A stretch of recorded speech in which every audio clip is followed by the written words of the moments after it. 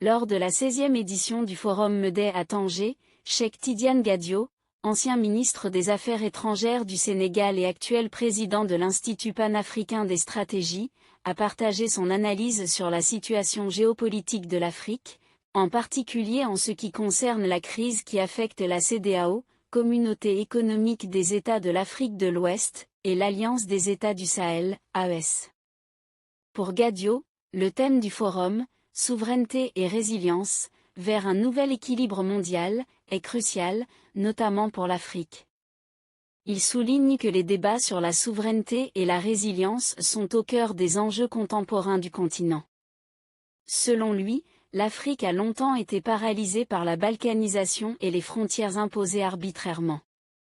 Le développement, dit-il, doit être un processus endogène, nourri par la volonté des peuples africains de relever leurs défis, et non par l'aide extérieure.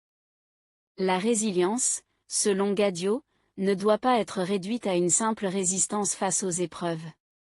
Elle représente aussi la capacité de rebondir après des chocs violents, comme la pandémie de Covid-19. Pour lui, l'Afrique doit non seulement absorber ces chocs mais aussi rebondir de manière constructive, sans reproduire les erreurs du passé. Concernant l'avenir, Gadio critique vivement l'agenda de l'Union africaine pour 2063. Il trouve inacceptable d'attendre 100 ans pour résoudre les problèmes du continent. L'Afrique possède les ressources et la jeunesse nécessaires pour se développer rapidement, mais selon lui, un leadership fort et une union politique sont essentiels pour un développement réel. Il aborde également la question de la CEDEAO et de l'AES, soulignant que les deux organisations sont prises dans la même dynamique de crise et n'ont pas encore trouvé de solution durable.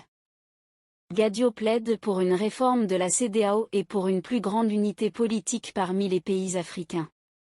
Il insiste sur la nécessité d'une gouvernance inclusive et d'un dialogue entre les dirigeants africains, militaires et civils, afin de trouver ensemble des solutions à la crise.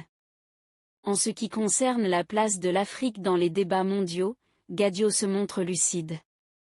Bien que le continent soit exclu des grands dossiers internationaux, il estime que l'Afrique contribue aussi à cette exclusion par son manque d'unité et d'action. Selon lui, les pays africains, notamment ceux de l'Ouest, ont un potentiel immense. Si ces pays s'unissaient, ils pourraient peser sur la scène mondiale et se faire entendre dans les débats internationaux. Mais il déplore que les dirigeants africains ne soient pas prêts à prendre les mesures nécessaires.